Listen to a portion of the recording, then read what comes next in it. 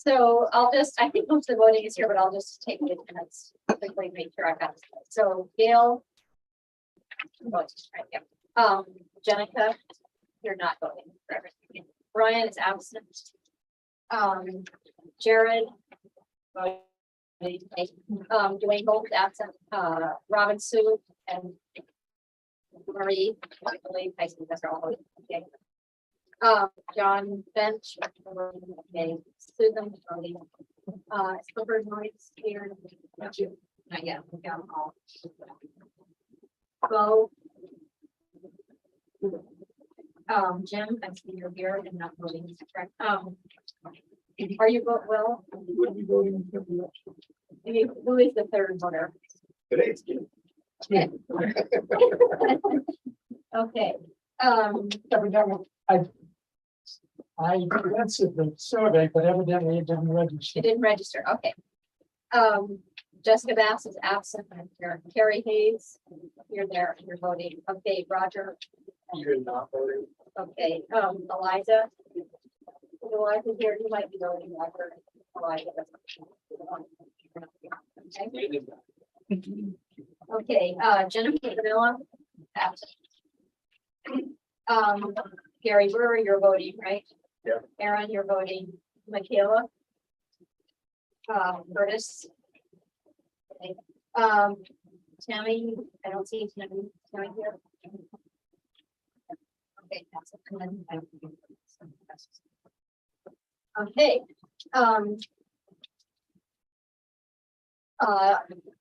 I don't know if the voucher, did the voucher go around? I signed one, I signed this one, so I can do it. But anyway, keep your eyes peeled for vouchers when they go out, and make sure you sign them. Is there any public comment? I can do our something. I get it. Yeah. Okay. So is there a motion to approve the minutes from 8 August 2024? So A second. Okay. I just need you to amend it, for the subcommittee updates from subcommittees, if you add my name to that list. I don't have minutes open right now, but you're on the reorganization committee. Yeah, but Yeah. I'm not listed on that. Okay, so can we, your motion stand without amendment? Sure. Yes, okay. Any more discussion? Okay, all in favor? All opposed? Okay. So that brings us to reports and updates. I'm starting with the superintendent. everybody, welcome back. So enrollments are at a total for our school of 1,431. We have 932 kiddos in pre-K 8 and 499 at the high school. And we'll see how those moves as they do throughout the year.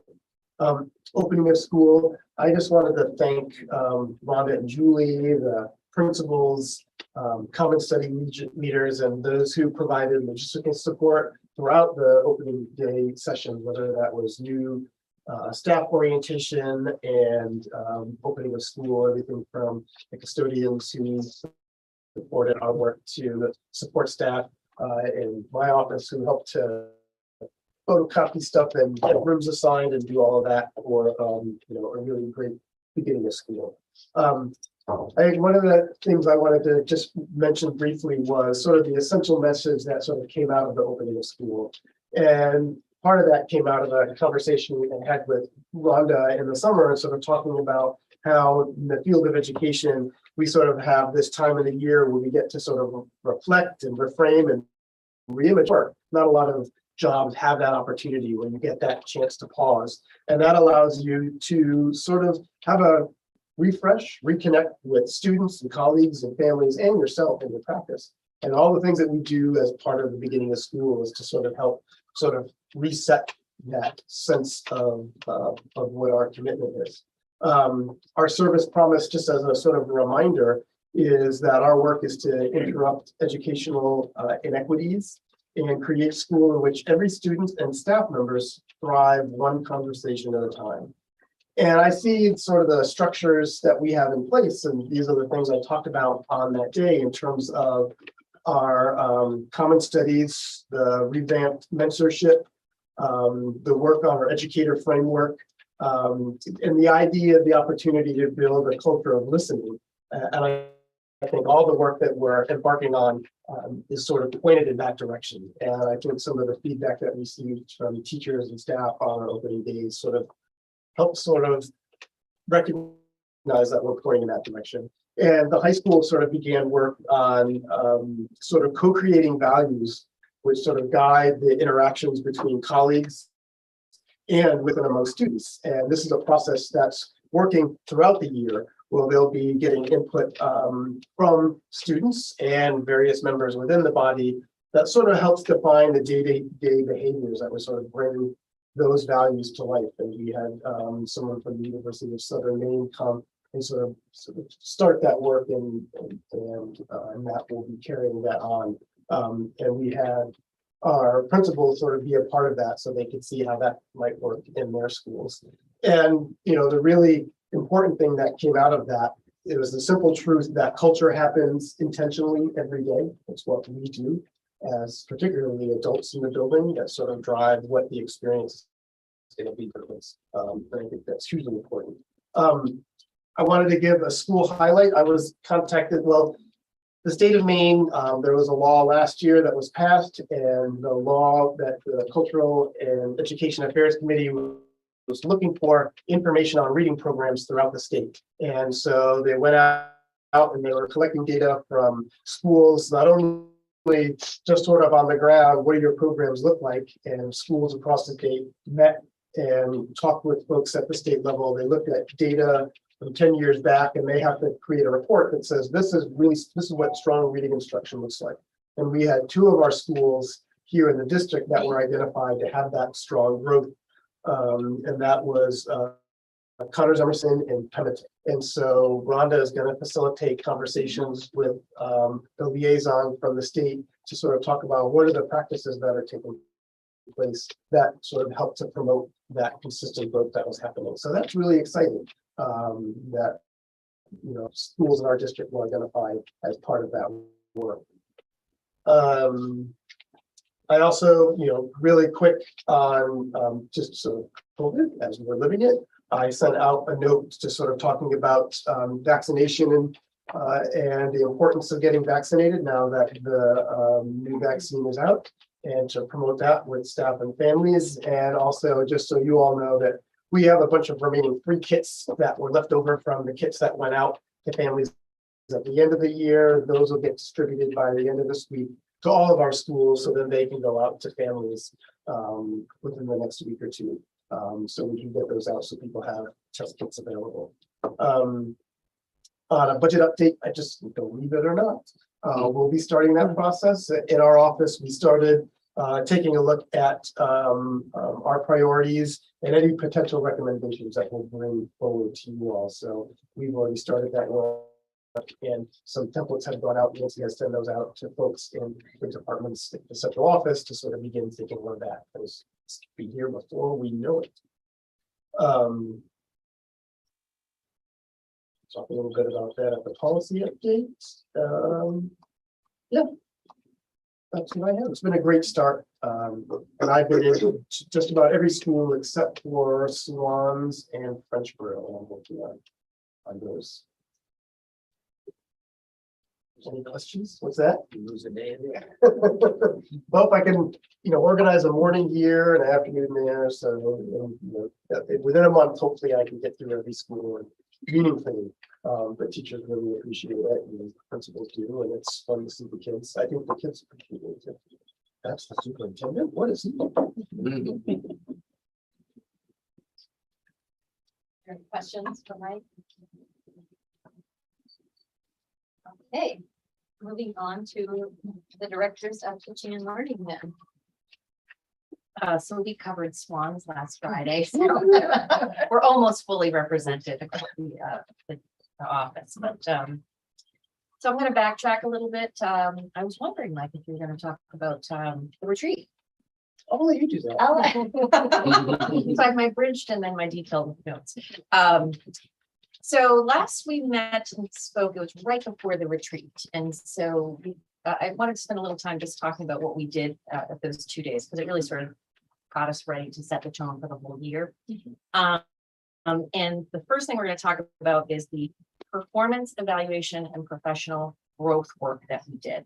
Last spring, we did the HIT framework, that high impact teaching framework, and we all took a look at it and we talked about goal setting and how we were lining up our teacher goals in preparation for this school year, when we were going to, as Mike said, really kind of reinvigorate and recommit to our supervision and evaluation process. But we knew we weren't finished with our updates, and I mentioned we had to finish the professional educator framework. So if you could take one and pass it around. A hard copy here for you. And just like the HIT framework, Rhonda and I are setting up appointments with small teams to sit with teachers to unpack this together in small groups and have small conversations about it. I actually did the high school all at once. So that was definitely not a small conversation, but I am following up in small groups because there are other components to this PEPG system that need to be updated and revised, and that's the student feedback and parent feedback forms. So we'll be sitting with teachers talking about this, and also the student and parent feedback surveys. So before we just take a look at this, for some context, the prior document was a little more vague and a little repetitive and overlapped a little bit. So we took the tenets of that and kind of reorganized it, and then going along with the mantra of clarity is kind, sometimes having difficult conversations about professionalism are easily bridged if you're clear up front and we all share the same language, and then we can sit down and talk about it. So I will give you just a second to read through this, and then I'll entertain thoughts and questions.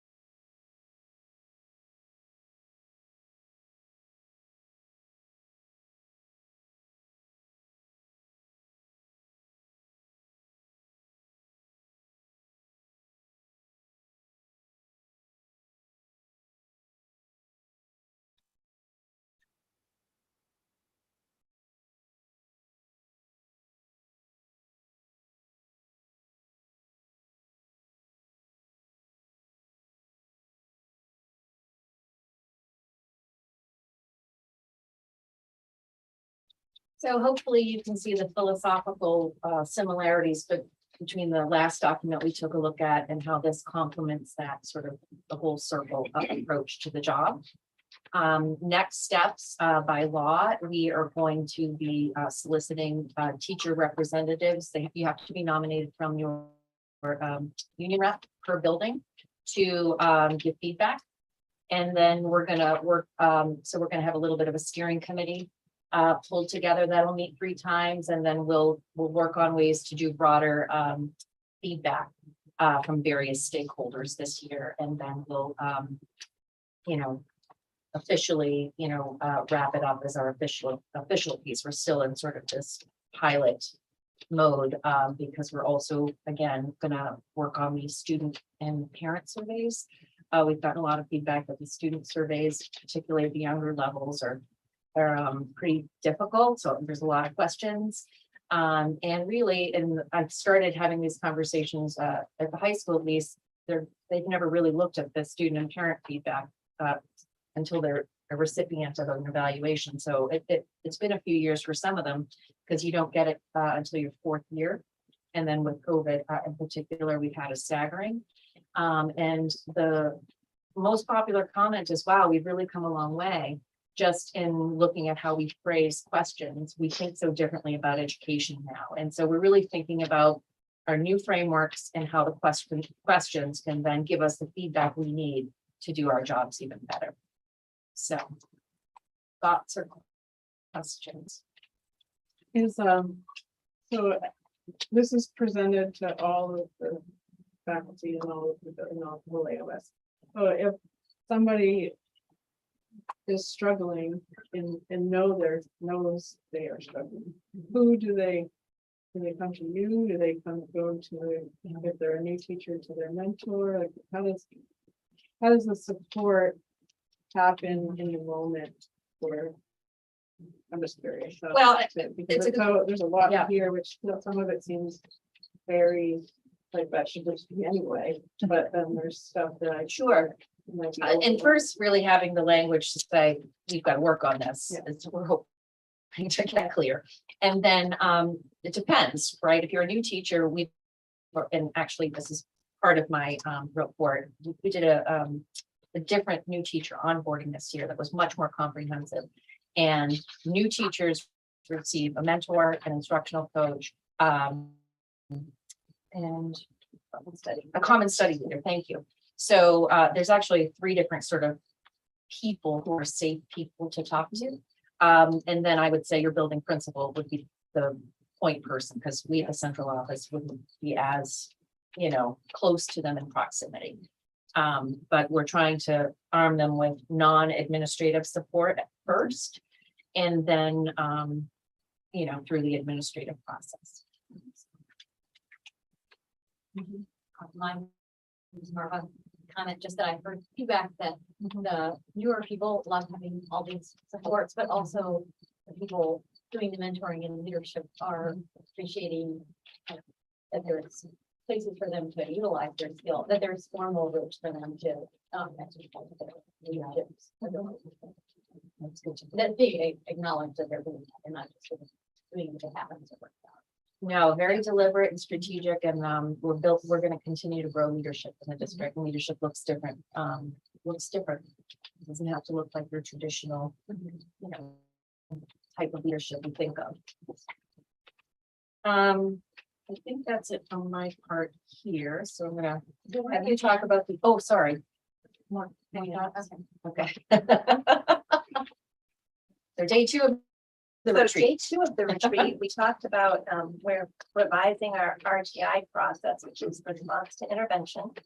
And we're actually incorporating, so there's the academic piece, but we're also incorporating social, emotional, and behavior into that as well. So that makes it morphs it RTI into multi-tiered systems of support. So you may have heard that that's the latest buzzword educational jargon that goes with RTI. And step 1 was looking at our website, and Julie and I have spent some time over the last couple of weeks. So you go to the website and you go to the MTSS portion, well, the teaching and learning portion, and then the MTSS, you'll see some new information there that's been updated. And we will continue as we pilot things and work on that process throughout the year, and work with our our coach from Great Schools Partnership, Daniel. Pierre. Here. Yeah, I'm like, talking with two different projects, but make sure to give credit to the right one. She's been wonderful. She led us on the second day of our retreat, and her next step is to meet with principals in buildings and do some building-based coaches. And she'll be doing that on a monthly basis. Either she'll be coming here and meeting in schools with people, or doing that remotely. She lives in Lewiston, Auburn area. So we're very blessed to have her to work with us and lead this work for us.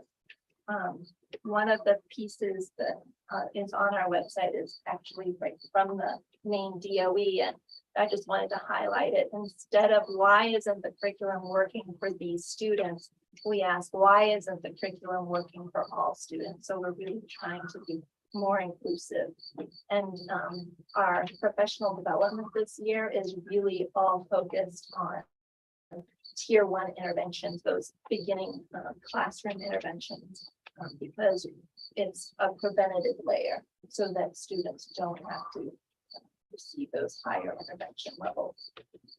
So that's our beginning.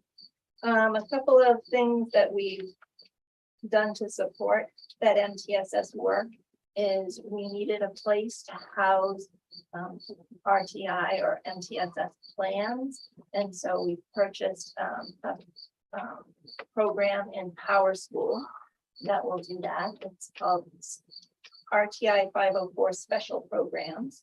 And we've also purchased Ames Web, which is a progress monitoring tool. So you may hear that language floating around a little bit. Nobody's been trained in anything yet. We're still getting those up and running and working with those companies.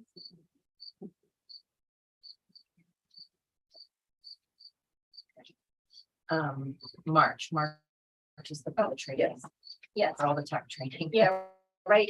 This fall, we'll train the interventionists and special ed teachers on how to use that Ames Web software and the RTI 504 special programs. And then in March, there'll be training for classroom teachers on how to use that. So we'll roll it out slowly to slam everybody at once. So I'm just gonna go back to opening days now, and I'm gonna highlight a little bit of what Mike spoke about with Megan Clough from the University of Maine system. She's a diversity, equity, and inclusion specialist, and she works with organizations and does a lot of training on how to create healthy organizational cultures. So her intent on meeting with the high school wasn't necessarily to exclude everybody else. And that's why we invited all of the administrators too, so they could kind of be listening and thinking about how this could play out in their own spaces. But the high school's gearing up for NEASC, so that's when they get their accreditation. And part of the process is having a very clear mission and then seeing how everything lines up with it. So we've been changing a lot of documentation, right? I mean, these documents that we've been looking at, that is MTSS. If you do that well, you're doing a multi-tiered system of support. Operationalizing is hard, right? So that's where all our PD is going. But to operationalize complicated documents, we want very clear, easy, succinct statements of mission. Why are we all here? What's our purpose? And what are the values we live to help us achieve this? So that was really the intent of that first facilitated day. And it's still in process. And I'm sure Jill and Matt will be talking about that, but it was a really good kickoff. In addition to that, a lot of PD happened that day in different ways. It depends. The art teachers did some art. And the music teachers had preschool, pre-K music training. We had middle school ELA, have a national speaker come in and talk about how they could operationalize RTI in their spaces. We had some folks who were like, we just need time to do this, standard stuff that we've been really waiting to do for so long. The amount of kind of specializing that happened was all because of the new structures we put in place, and it sort of was geared towards meeting people's needs. And then in the afternoon, as promised, we had our microaggressions in the classroom training. And for those who don't know what a microaggression is, it's just inadvertent slights you might make to a student unknowingly, and it's not on purpose, but everyone's coming with different identities and different backgrounds and different experiences, and And sometimes we step in it.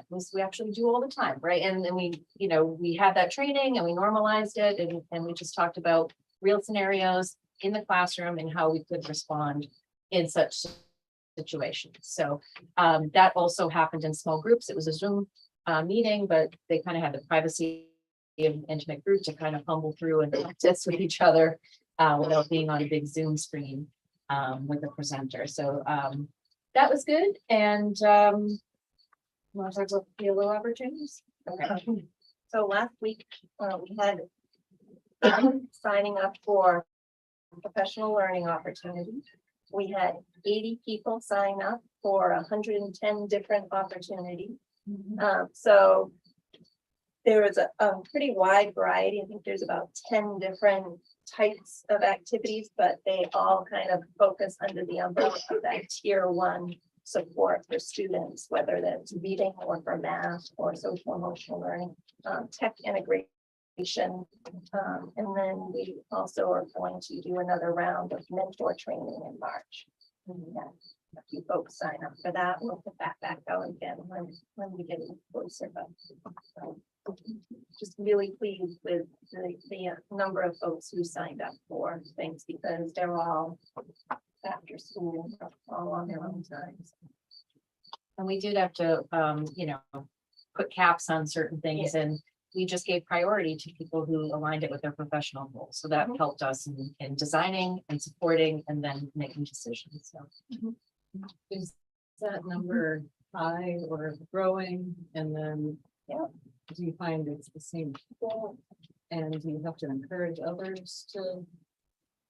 We have a wider variety of people this time, so I think that people saw the value in the options that we gave last year and are taking. and there's a variety. We have a national speaker doing work. We have homegrown people. We've got humane system people. So we kind of have a variety of offerings. I have kind of a related thought to Susan. So if there's like particular educators who you see like never are signing up for these, do you reach out to them or it's just, or is there an effort to keep everyone into the net session growth? To be honest, having a framework and then doing the supervision evaluation process is where it starts. Yeah. You don't have to attend these to grow as a professional. Right. There's other options. Yeah. And, people have different schedules and lives and so forth. But we are saying you are going to be collaborating, you're always learning. Yeah. So that we are communicating. Yeah.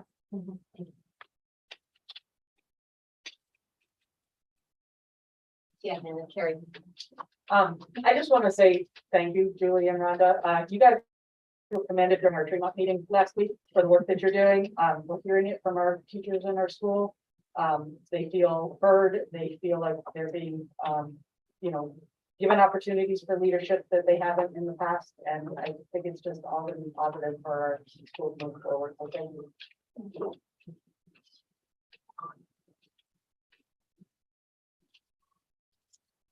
Okay. Thank you, Julie and Rhonda. This brings us to updates from the subcommittees and first is reorganization planning committee. And I want to apologize to Aaron because his name was left off the note. That and that's because I take responsibility for that committee. But I will correct that. Okay. Put it out there. Sorry. We have a committee meeting coming up next Monday, which will be sort of second within the school year. We'll have much more the next time around, but things have been in motion, and at least at this point, collecting information. Rob is doing his job of collecting data and asking for that. And he and I are going back and forth so that we have the tools and the data necessary when we start getting into the meat of the matter in terms of what things might look like, and we'll have that information at hand, whether that's valuations and taxes, student number. We're trying to gather all of that. So as we start sort of thinking more deeply, we have that at hand and we're not looking for it in other places. So even today we're continuing gathering that information. I did want to sort of share, as you know, we sent out a note that sort of, talked about, giving people some information about sort of where we are and reminding folks that this is a collaborative process and that we want to be open about it.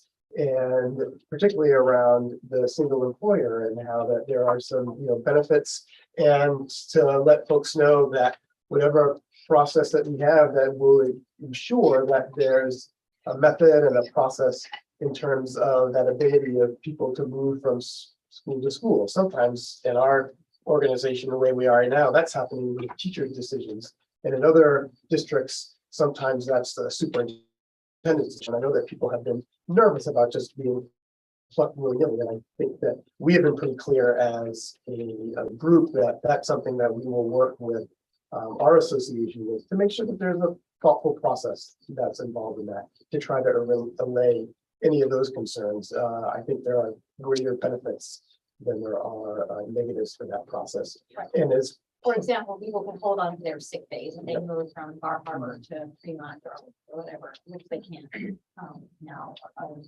there's that in seniority, you use your seniority, and so there's many things that are beneficial, and and there are some other opportunities. And unfortunately, there was a Quiet Side Journal, put out a little note, and he had spoken to Lincoln, had spoken to Rob back in April of 21. As he was still in the capacity of a superintendent in a different state in a different school district. And, I wanted to make it clear and sort of shared with Renee, who contacted me over the weekend, that, we're pretty steadfast in our position and a recognition that it's that the reorganization group that is made up of myself and board members that will be making those decisions. And Rob is our consultant to be able to gather information and help put what we're thinking about, into place. So I just wanted to address that here and to make another recognition that, we're going to be working with staff as we sort of move forward. So looking forward to the work. I've been really excited, and part of, what we have to do on the authorization for legal representation.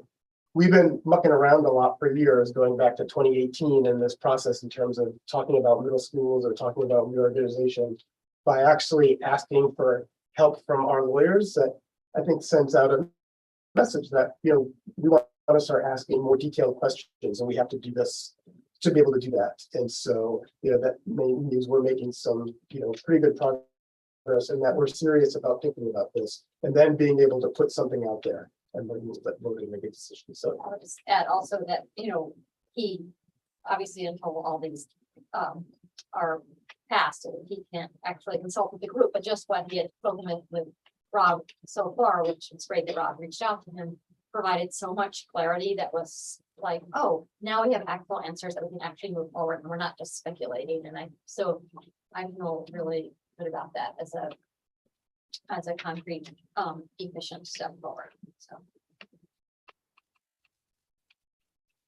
Do any other members have anything to say about that? Any questions? I had one. It sort of relates to the conflict, but before that, I was just wondering, there's a couple other law firms, Pierce Atwood, Bernstein Shore, who have experience in reorganization, working with other districts. I'm just wondering, because this is a distinct and separate project, and we knew there was a conflict going in, why we didn't put out the bid to other firms, just at least, even if we were going to sole source through Woodson, because it's controversial, that we would at least have a coverage to say, we knew there was a conflict, we put it out the bid, they're the most qualified, so we're going to waive the conflict afterwards. Right, they would still have a conflict because it's like representing multiple parties. I mean, it wouldn't matter what firm we went with, they would still have to go through a waiver of conflict, because the conflict isn't because Rowan Woodson represents some other matters, it's because they represent each school department. Because they will be, we're multiple parties in this endeavor.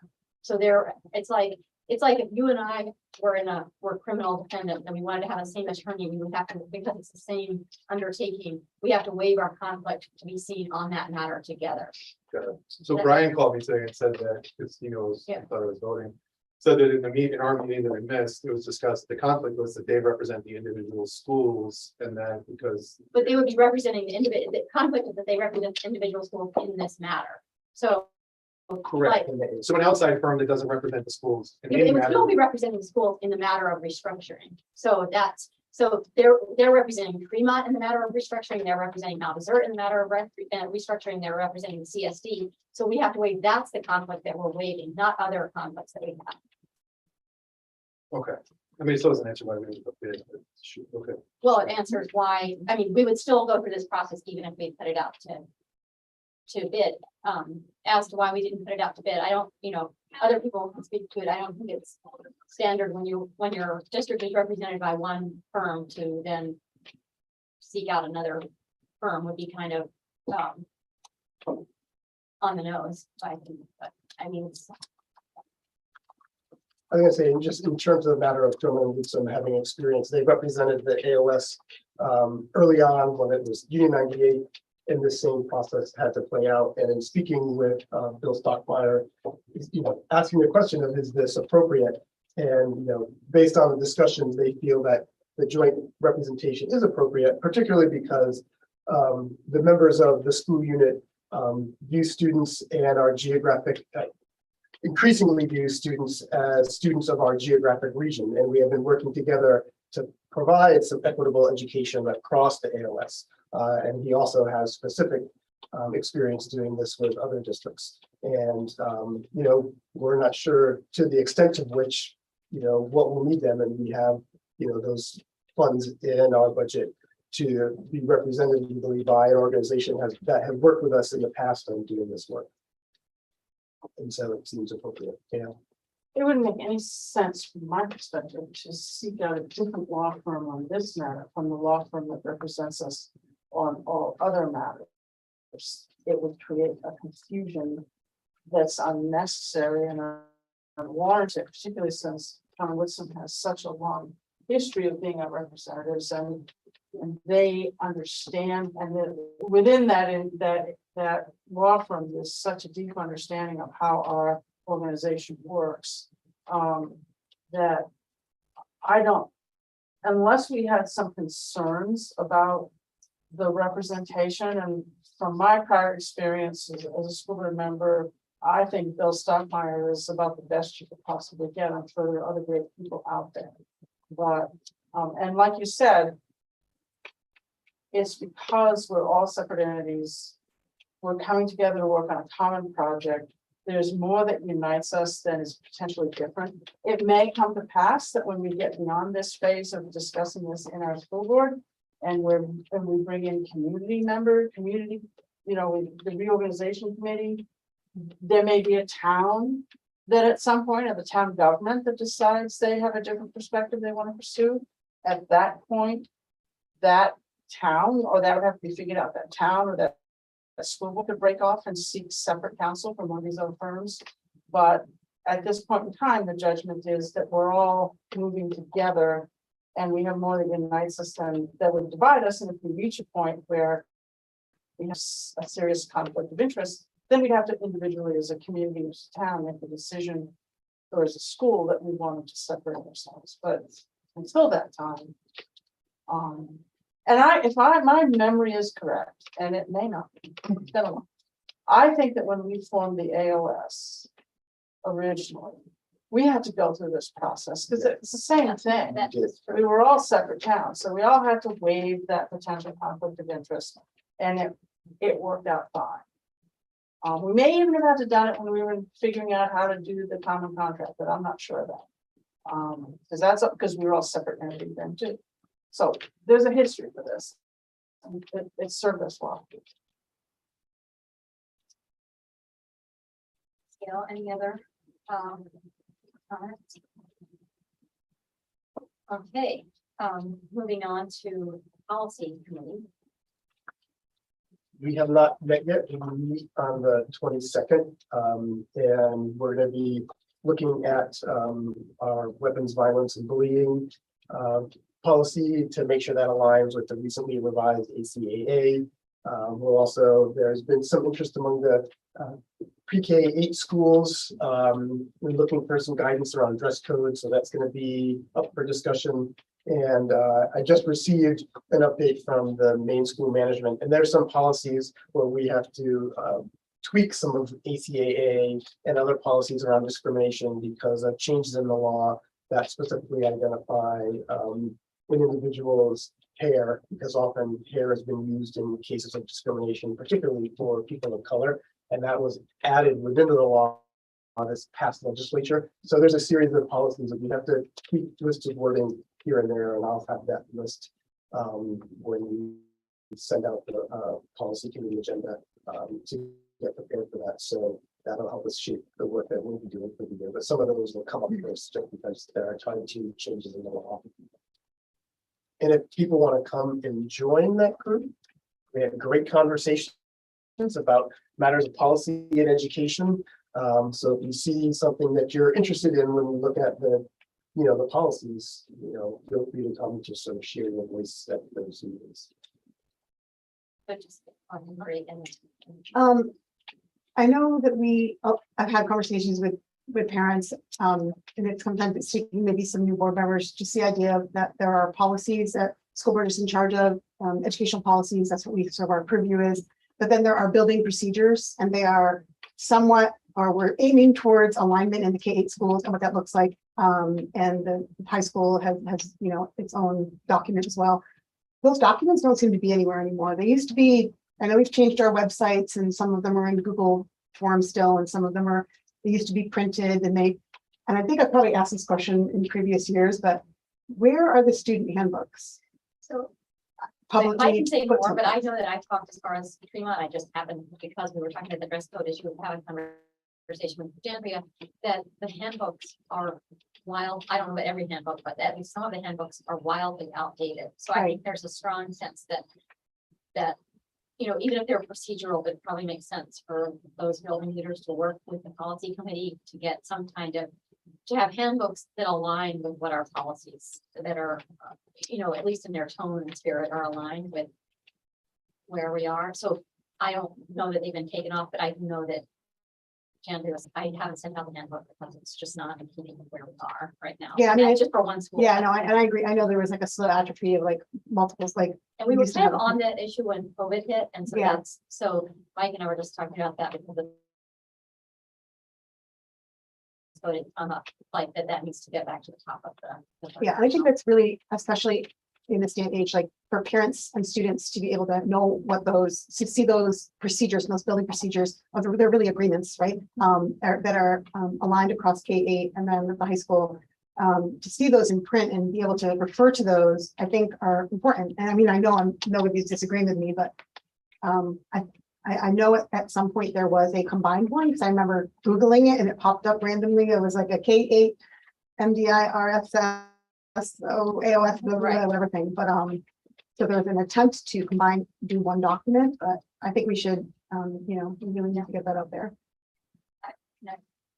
That goes just to what I was going to say, which was that I think we've done a lot of great work in the Yeah. policy committee, and a really important piece of that now, though, is that we are representing that students are not we necessarily the people in the building, so that we make sure that the message that's desired to go out is the message, like that what parents and family and kids see when they open up their school materials is aligned with the spirit that infuses our policies, that, because otherwise we could have like the best, most effective policies in the world, but if they aren't reaching the students, and if the spirit of those policies isn't reaching the families, then it's then someone has to get to a point of problem before you're really, we're missing an opportunity.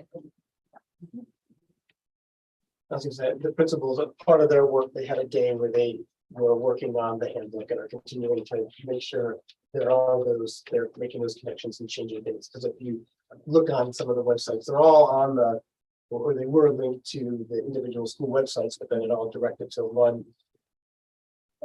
handbook. And then from in there, if there were specific procedures that were specific to a school, then on that version, the principal would have a link that would, whether it was staff list or something like that, All those pieces are identified there, but I know that they're still working on it to make sure that there's that. The high school's handbook is up, it's right on the face page, right at the bottom. If you scroll, you can see, you can click on it, and it's right there. Is there a timeline for the elementary school handbook to be standardized? I'll check with that. I didn't set a time. We're meeting on Thursday. So which raises a question for me. We enact a policy here at the board. What's then the translative process for communicating to the faculty and administration what this new policy is? Is it like part of an agenda at local schools with the administrators? Yeah. How does that? That would have through 18 meetings, so then it would be through it would happen during my time, which is that morning, that I have an hour as part of the 18, and then it would get translated through staff and the principals. Thank you.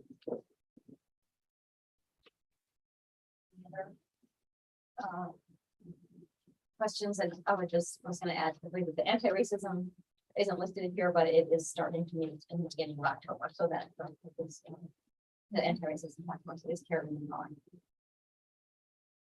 Okay, we have no discussion items, so that brings us to action items, at one action item. Authorization for Governor Woodson's joint legal representation.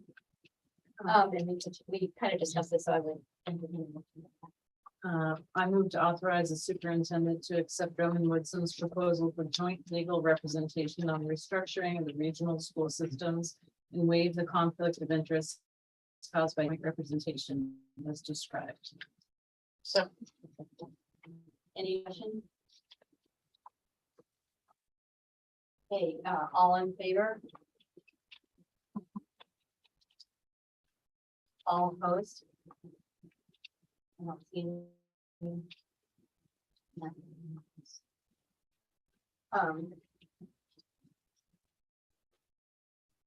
Jamie, are you a voter?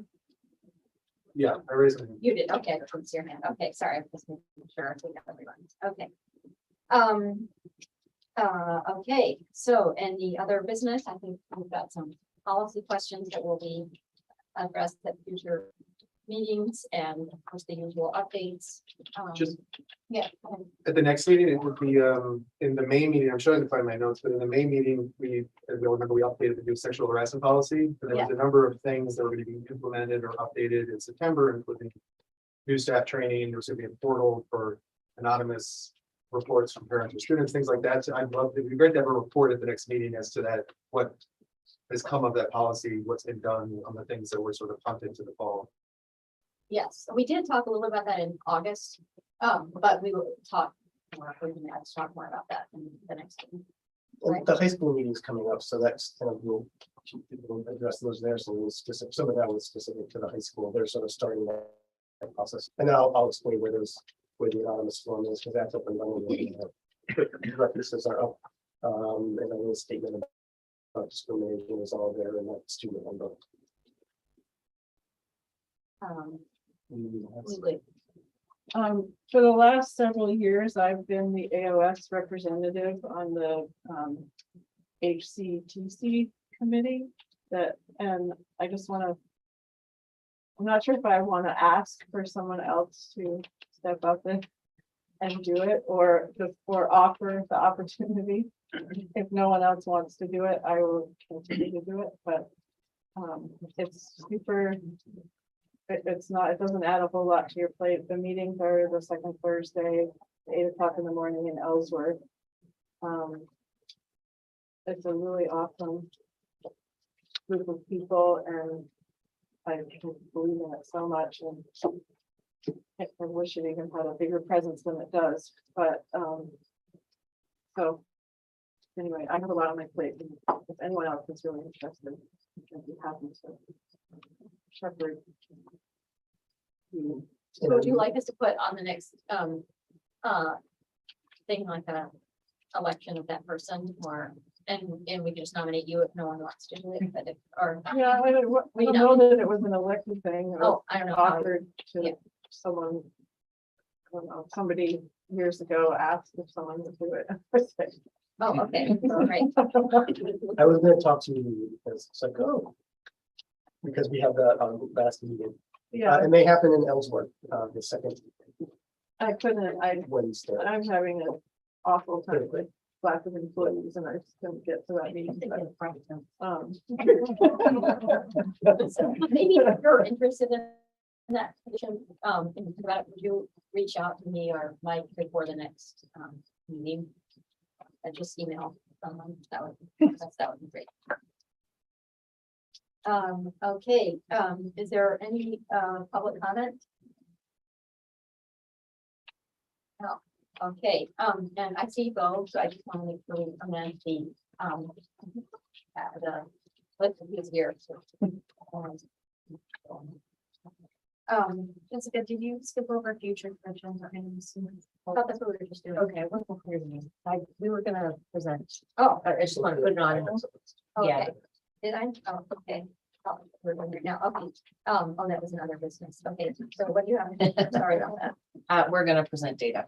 Data. Okay. There's gonna be a summer school. Oh, right. Sorry about that. Okay, any other future agenda items? Okay, next meeting will be Monday, 17th of October, 2022. So don't we have a reorganization meeting at 5:30 that day? Do we need to switch that? No, ours is the 19th. I mean, or I don't know, in October, I thought we might. We do, but when we meet, I'm gonna suggest that we try to switch and have the reorganization meeting before this meeting rather than having it shortly after this meeting and then waiting weeks. And then there's a whole bunch of work being done, where we can't talk about the work at the next meeting because we haven't talked about it as a subcommittee. So this might be a good opportunity for us to look at our calendars and see if we can That's on the. reversal it. So it might take care of itself. Okay, we'll fix that. Okay, is there a motion to adjourn? For a second. Okay, great. Okay, all in favor?